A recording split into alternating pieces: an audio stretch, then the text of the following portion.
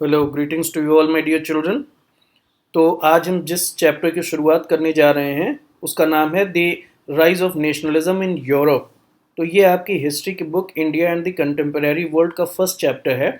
और आपकी रिक्वेस्ट पे इसको पूरे चैप्टर को बहुत अच्छी तरीके से हिंदी में एक्सप्लेन करने की कोशिश मैं कर रहा हूँ कि ताकि ये चैप्टर आपको अच्छे से समझ में आ जाए, क्योंकि ये काफ़ी कॉम्प्लिकेटेड चैप्टर है। तो ये जो चैप्टर है इसका नाम है the rise of nationalism in Europe. तो नेशनलिज्म का मतलब होता है कि जिसको हम हिंदी में बोलते हैं राष्ट्रवाद, कि अपने नेशन के लिए एक सम्मान और उसको सपोर्ट करने की भावना। तो ये है नेशनलिज्म का मतलब, कि अपने नेशन को सपोर्ट करना और उसे आगे बढ़ाने की भावना और उसको प्रेम करना। तो the rise of nationalism in Europe, कि ये यूरोप में नेशनलिज्म की भावना, यूरोप में ये नेशनलिज्म की शुरुआत किस तरीके से हुई, कैसे हुई, इसको हम देखेंगे। तो बच्चों यहाँ पे आपके लिए ये जान लेना ज़रूरी है। यहाँ पे सबसे पहले मैंने ये पिक्चर आपके सामने यहाँ पे प्रेजेंट की है। तो इस पिक्चर के बारे में आपको थोड़ा सा जान लेने की ज़रूरत है कि ये जो पिक्चर है ये 1848 में फ्रेडरिक सोरो ने इस पिक्चर को डिजाइन किया था, और इस पिक्चर का नाम है द पैक्ट बिटवीन नेशंस। ये इस प्रिंट का ये इस पिक्चर का नाम है द पैक्ट बिटवीन नेशंस। यहाँ पे आप देख रहे हैं फुटनोट में लिखा हुआ है द पैक्ट बिटवीन नेशंस। तो ये इस प्रिंट का नाम है। और ये प्रिंट क्या रिप्रेजेंट करता है? The dream of a world wide democratic and social Republic. ये फ्रेडरिक सोरो की जो ड्रीम थी world wide democratic and social Republic के लिए, उसको रिप्रेजेंट करता है। तो world wide democratic and social Republic, इसको भी आप समझ लीजिए कि वर्ल्ड वाइड डेमोक्रेसी आ जाए, और सोशल रिपब्लिक, जिस टर्म को आपको समझना जरूरी है वो ये है कि सोशल रिपब्लिक क्या है। तो सोशल रिपब्लिक मतलब वर्कर्स स्टेट। सोशल रिपब्लिक का मतलब होता है वर्कर्स स्टेट, कि जो काम करने वाले हैं वही शासन करें, कि ये नहीं कि काम कोई और कर रहा है और शासन जो है वो वंशानुगत, जो है वो हेरिडिटरी सिस्टम में शासन जो है वो मिल रहा है कि राजा का बेटा राजा। तो वो चीज़ नहीं। सोशल रिपब्लिक का मतलब होता है कि वर्कर्स स्टेट, की वर्कर्स जो हैं वो राजा बने। तो ये चीज़ आपको इस पिक्चर के थ्रू इस चीज़ को बताया जा रहा है। इस पिक्चर का और डिटेल आपको यहाँ पे दिया जाने वाला है वो टेक्स्ट के साथ। तो इस टेक्स्ट को मैं कॉपी इसलिए करूँगा क्योंकि इसके फॉन्ट काफ़ी छोटे हैं, तो ये ठीक तरीके से आपको दिखाई दे, इसके लिए इस टेक्स्ट को मैं दूसरी जगह पे कॉपी करके उसको एक्सप्लेन करूँगा, तो आपको अच्छी तरीके से समझ में आ जाएगा।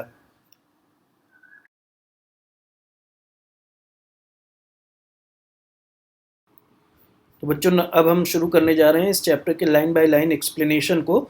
तो यहाँ पे मैं आपको ये बता दूं कि आपको कोई सामने बुक खोल करके रखने की खास ज़रूरत नहीं है, क्योंकि जो ये टेक्स्ट यहाँ पे लिया गया है ये टेक्स्ट कॉपीड है बुक से ही, और इसको सिर्फ इसलिए कॉपी किया गया है कि ताकि इसके फॉन्ट थोड़े से बड़े हो जाएं और ये आपको कायदे से दिखाई दे, इसलिए सिर्फ थोड़ा सा ये यहाँ पे कॉपी पेस्ट किया गया है। तो आप इसको सीधे इसमें से देख करके समझ सकते हैं।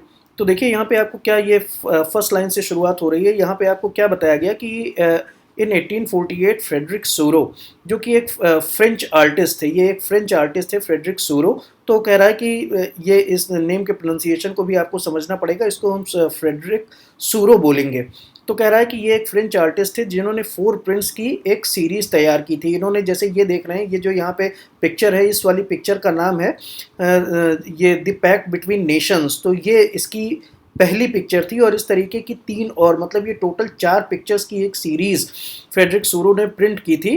तो ये आपको क्या बताया जा रहा है कि 4 prints visualising his dream of a world made up of democratic and social republics. तो इसमें इन 4 पिक्चर्स के थ्रू इन्होंने एक अपनी ड्रीम को यहाँ पे लोगों के सामने प्रोजेक्ट किया। और वो ड्रीम किस चीज़ की थी? डेमोक्रेटिक और सोशल रिपब्लिक की ड्रीम थी, कि पूरी दुनिया में डेमोक्रेसी हो जाए और पूरी दुनिया में एक सोशल रिपब्लिक, यानी कि पूरी दुनिया में एक वर्कर्स स्टेट कायम हो जाए, पूरी दुनिया में एक वर्कर्स स्टेट इस्टेब्लिश हो जाए। वर्कर्स स्टेट का मतलब पहले भी मैंने आपको बताया कि इसका मतलब है कि जो काम करने वाले हैं वही राजा हों, जो काम करने वाले हैं वही रूलर्स हों। तो यहाँ पे क्या बताया गया कि 1848 में फ्रेडरिक सोरो ने, जो कि एक फ्रेंच आर्टिस्ट थे, इन्होंने 4 प्रिंट्स की एक सीरीज़ तैयार की, जिसमें इन्होंने विजुलाइज किया, जिसमें इन्होंने प्रोजेक्ट किया एक ऐसी वर्ल्ड की कल्पना कि जो डेमोक्रेटिक और सोशल रिपब्लिक वाली हो, ऐसा उन्होंने कहा। तो कह रहा है कि इसका जो फर्स्ट प्रिंट है वो आपके सामने यहाँ पे है, जिसका नाम द पैक्ट बिटवीन नेशंस था।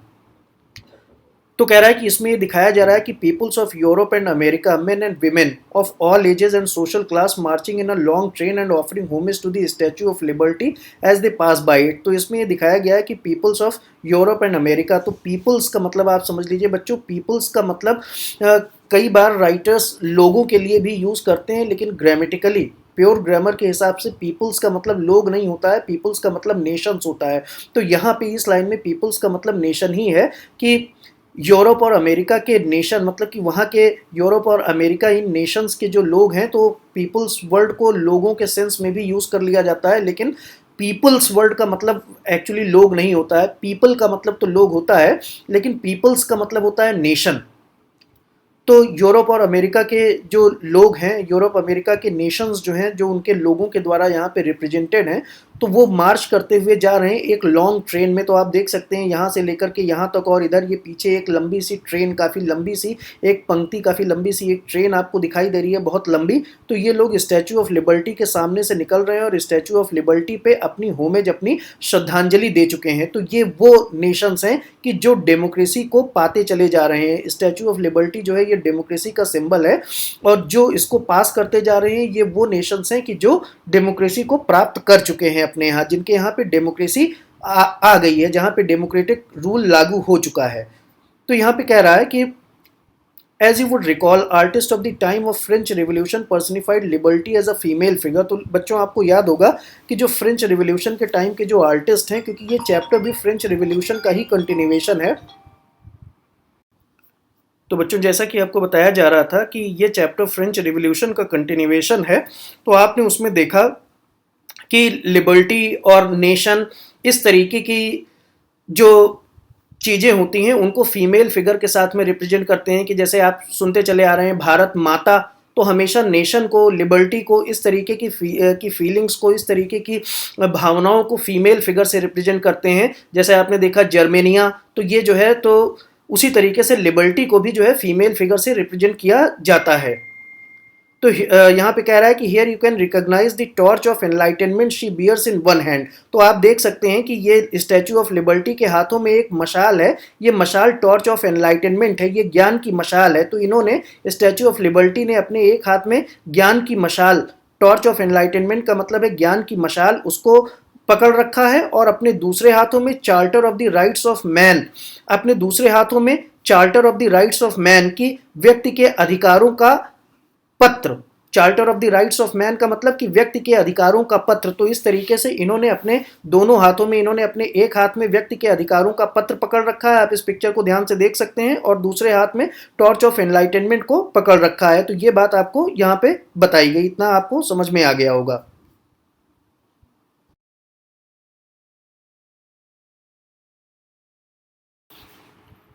तो बच्चों इसके आगे देखते हैं कि on the earth in the foreground of the image lie the shattered remains of the symbols of absolutist institutions. तो बच्चों ये आपको बताया गया कि ये सूरों की जो पेंटिंग थी, तो इसमें अलग अलग चीज़ें, अलग अलग जो है सिचुएशंस को रिप्रेजेंट करती हैं। तो इसमें ये जितना, ये पिक्चर की को क्रॉप करके ये जितना हिस्सा आपको दिखाया गया है, यहाँ आप देख रहे हैं कि कुछ टूटी फूटी चीज़ें, कुछ रिमेन्स टाइप के पड़े हुए हैं। तो ये जो हैं, ये पिक्चर में ये रिमेन्स, ये जो शैटर्ड रिमेन्स, ये शैटर्ड का मतलब चकनाचूर, तो जो चकनाचूर किए हुए ये रिमेन्स पड़े हैं, ये सिंबलाइज करते हैं एब्सोल्यूटिस्ट इंस्टीट्यूशंस को।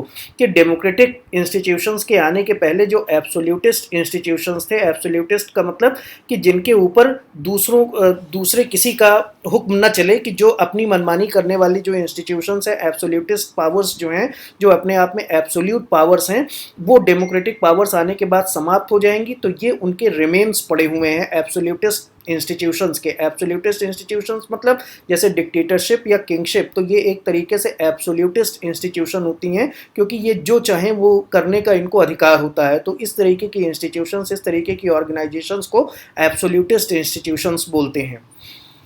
तो ये बात आपको समझ में आ गई होगी कि इस पिक्चर में ये जो रिमेन्स दिखाए गए हैं, ये जो आगे की तरफ पड़े हुए टुकड़े, टूटे फूटे, बिखरे हुए दिखाई दे रहे हैं, ये एब्सोल्यूटिस्ट इंस्टीट्यूशन जैसे किंगशिप और डिक्टेटरशिप के रिमेन्स हैं। इन सूरोज यूटोपियन विजन। तो यहाँ पे क्या कहा जा रहा है बच्चों की ये जो सूरो की जो यूटोपियन विजन थी, यूटोपियन विजन का मतलब कि जो उनकी ये काल्पनिक दुनिया थी, ये उन्होंने अपनी कल्पना, अपनी इमेजिनेशन की बेसिस पे ये पिक्चर बनाई थी। तो इसमें peoples of the world are grouped as distinct nations. तो इसमें आप देख सकते हैं कि इस पिक्चर में आप फिर से फुल पिक्चर देखिएगा तो लोग अलग अलग नेशंस का झंडा उठाए आगे बढ़ रहे हैं। तो जो ये लोग हैं ये अलग अलग नेशंस को जो है सिंबलाइज कर रहे हैं। जो अलग अलग फ्लैग लिए हुए जो लोग हैं ये अलग अलग नेशंस को सिंबलाइज कर रहे हैं और इनको आइडेंटिफाई किया जा सकता है इनके फ्लैग्स के द्वारा। इनके फ्लैग्स के द्वारा इनको आइडेंटिफाई किया जा सकता है और इनके नेशनल कॉस्ट्यूम भी आप उनको देख करके ये आइडेंटिफाई कर सकते हैं कि वो कौन से नेशन को रिप्रेजेंट कर रहे हैं। तो ये जो प्रोसेशन है, ये जो जुलूस है, ये लंबी सी ट्रेन जो दिखाई दे रही है, इसको लीड करते हुए सबसे आगे की तरफ जो वे पास द स्टैचू ऑफ लिबर्टी की, स्टैचू ऑफ लिबर्टी को पार करके जो आगे निकल चुके हैं उनमें कौन से हैं? यूनाइटेड नेशंस और स्विट्जरलैंड। तो ये वो नेशंस हैं कि जो ऑलरेडी नेशन स्टेट हो गए हैं, कि ये वो नेशंस हैं जो ऑलरेडी नेशन स्टेट बन चुके हैं। तो ये आपको बताया जा रहा है कि जहां पे ऑलरेडी डेमोक्रेसी आ गई है, यूनाइटेड स्टेट्स और स्विट्जरलैंड में वो सबसे आगे हैं और वो स्टैचू ऑफ लिबर्टी को पार करके आगे निकल चुके हैं। और जो स्टैचू ऑफ लिबर्टी के जितना करीब है वो डेमोक्रेटिक रेजिम के उतना ही नज़दीक है, ये आपको बताया जा रहा है। तो ये नेशन स्टेट, इसको आपको इसकी भी मीनिंग बताई जाती है कि नेशन स्टेट ऐसे स्टेट्स होते हैं कि जिनकी एक प्री डिफाइंड बाउंड्री होती है और जिनका गवर्नेंस एक सेंट्रल पोजीशन से कंट्रोल होता है, कि उनको नेशन स्टेट बोलते हैं, कि जिनकी एक प्री डिफाइंड बाउंड्री होती है और जिनको एक सेंट्रल रूलिंग सिस्टम से गवर्न किया जाता है, वो नेशन स्टेट कहलाते हैं। तो ये उस टाइम तक नेशन स्टेट बन चुके थे फ्रेडरिक सूरो की इस पेंटिंग के बनाने तक। इस वजह से यूनाइटेड स्टेट्स और स्विट्जरलैंड इसमें सबसे आगे हैं। तो इतनी बात आप समझ गए होंगे।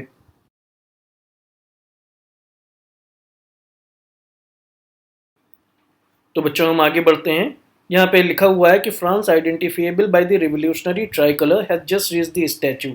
तो फ्रांस जो है, आप इसमें देख रहे हैं कि जिसने अपने हाथ में एक रिवोल्यूशनरी ट्राइकलर पकड़ रखा है वो स्टैचू तक पहुंच ही रहा है, यानी कि वहाँ पे भी एक डेमोक्रेटिक रेजिम आने वाली है।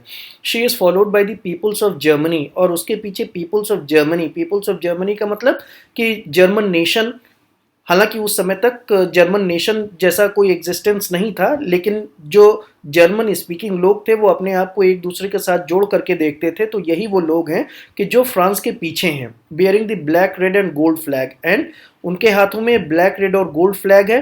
तो यहाँ पे कहा जा रहा है कि ये जिस time, interestingly at the time when Sorio created this image, कि जब सोरियो ने ये इमेज क्रिएट की थी, जब उन्होंने ये पेंटिंग क्रिएट की थी, तो German people did not yet exist as a united nation. तो उस समय तक जर्मनी कोई यूनिफाइड नेशन की तरीके से एग्जिस्ट नहीं करता था। और जो फ्लैग उन्होंने ले रखा है वो केवल एक इमेजिनरी फ्लैग है, वो केवल एक यूटोपियन फ्लैग है जो जर्मनी की लिबरल होप को आइडेंटिफाई करता है, उसको रिप्रेजेंट करता है।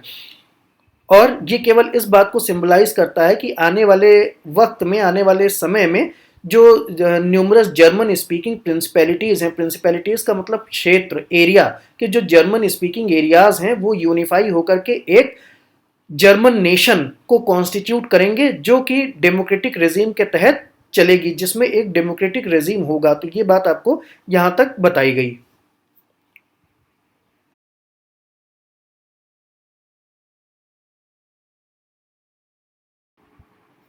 तो बच्चों यहाँ पे आपको क्या बताया जा रहा है कि following the German peoples are the peoples of Austria, the kingdom of two Sicilies, Lombardy, Poland, England, Ireland, Hungary and Russia. कि जर्मन पीपल जो हैं, जो जर्मनी को रिप्रेजेंट करने वाले लोगों का जो ग्रुप है, उनके पीछे कौन है?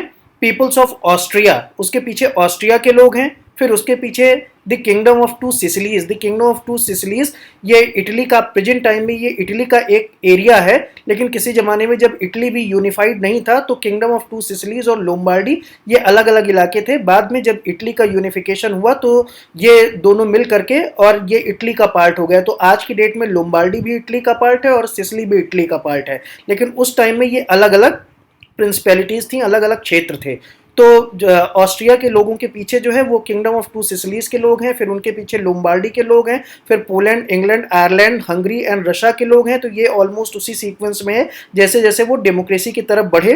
तो from the heavens above the Christ, saints and angels gaze upon the scene. So ऊपर से जो है वो क्राइस्ट और दूसरे सेंट्स नीचे की तरफ गेज कर रहे हैं। आप इस पिक्चर में देख भी सकते हैं जो यहाँ पे आपको दी हुई है कि ये आशीर्वाद दे रहे हैं। They have been used by the artist to symbolize the fraternity among the nations of the world. Fraternity का मतलब भाईचारा, तो इनका आशीर्वाद इस भाईचारे को सिंबलाइज करता है। तो ये बात आपको बताई गई।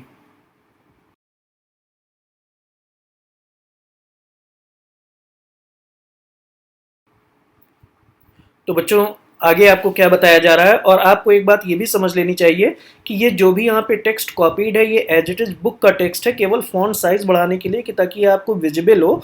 इसको इस तरीके से यहाँ पे कॉपी पेस्ट कर दिया गया है। तो यहाँ पे क्या कहा जा रहा है कि this chapter will deal with many of the issues visualised by सूरो इन फिगर 1।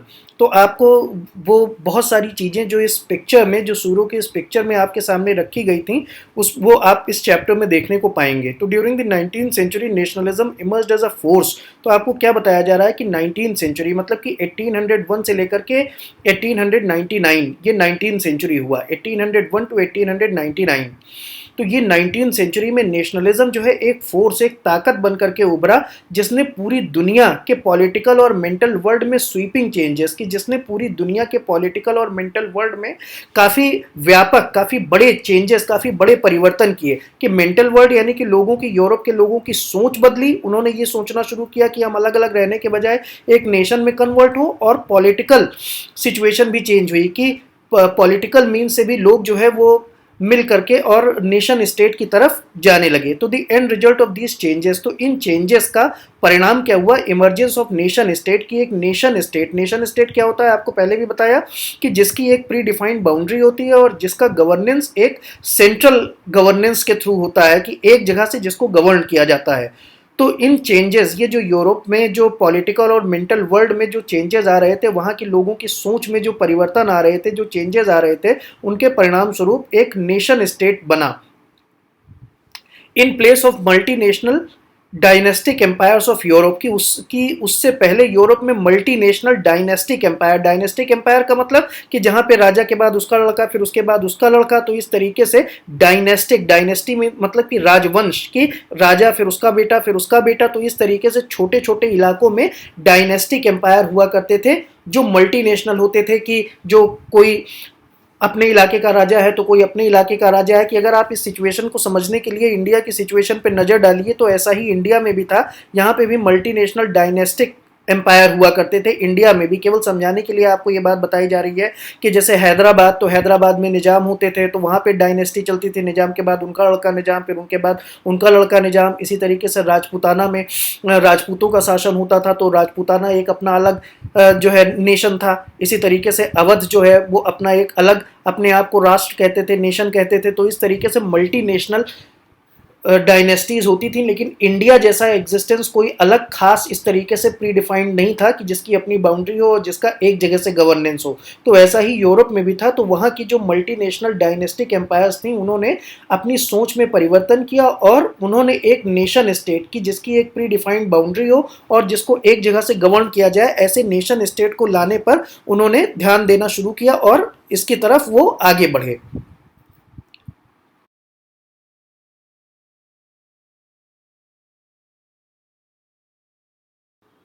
तो यहाँ से ध्यान दीजिए बच्चों, क्या कहा जा रहा है कि the concept and practices of a modern state. तो ये जो मॉडर्न स्टेट था, ये वही नेशन स्टेट है जिसके बारे में मैंने आपको बताया कि जिसकी प्री डिफाइंड टेरिटरी होती है और जिसको एक जगह से गवर्न किया जाता है। तो ये एक सिंपल लैंग्वेज में आपको समझाने के लिए बात की गई।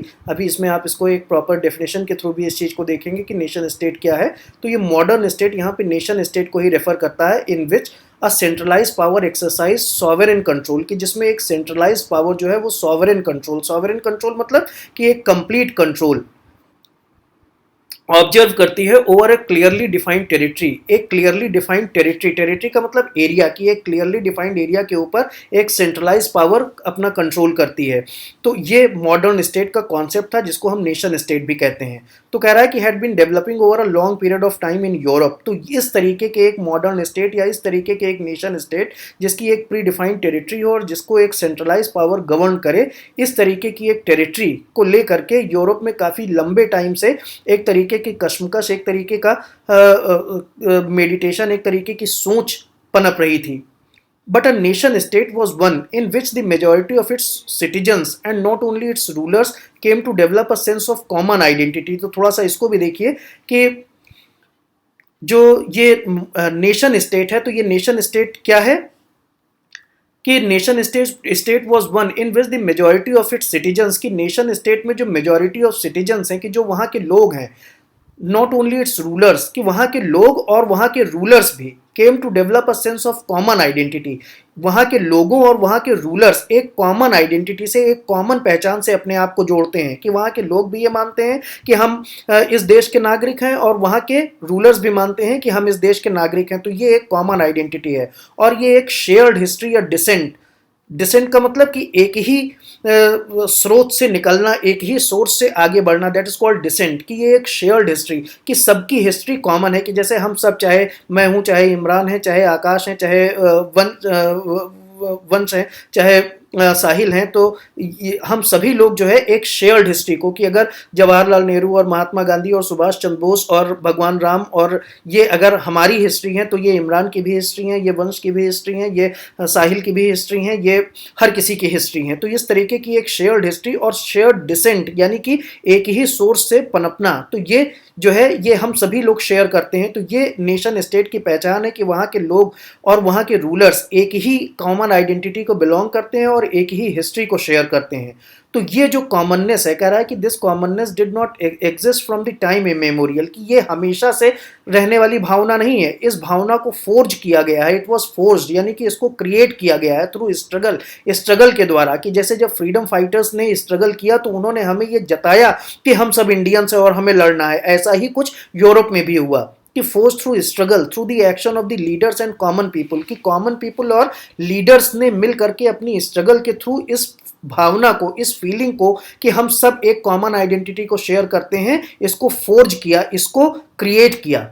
तो ये चैप्टर इसी तरीके की बहुत सारी चीज़ों को देखेगी, कि जिसमें नेशन स्टेट और नेशनलिज्म एग्जिस्टेंस में आए यूरोप में। तो मेरे ख्याल से ये फर्स्ट हेडिंग आपको समझ में आ गई होगी। ये जो आपको वीडियो प्रेजेंट किया जाएगा, ये हेडिंग वाइज ही होगा, क्योंकि ये चैप्टर काफ़ी लेंदी है, तो एक बार में ये पूरे सारे वीडियोज़ नहीं कंपाइल किए जा सकते हैं। तो इसलिए ये हेडिंग वाइज आपको ये इन्फॉर्मेशन मिलेगी, और इसी के थ्रू आपको समझना ये इम्पॉर्टेंट होगा। मेरे ख्याल से आपको समझ में आ गई होंगी बातें। इसको आप कई बार देखिए इस वीडियो को, ताकि आपको अच्छे से समझ में आ जाए।